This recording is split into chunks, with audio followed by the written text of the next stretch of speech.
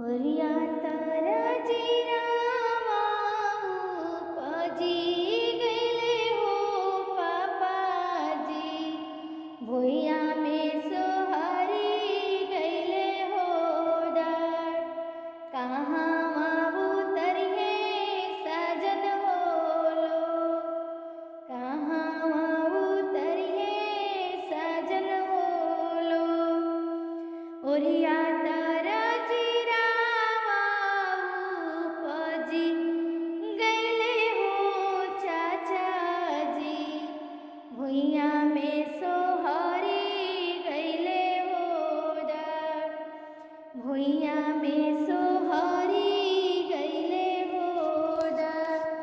कहवा उतरिहे साजन होलो।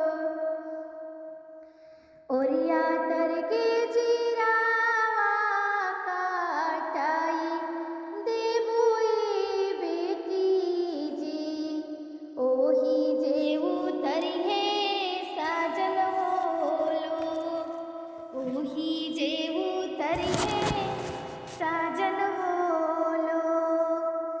आपन मारुसल बाई पापाजी, केही परिछि हो दामन। आपन चाची रुसल बाई पापाजी, के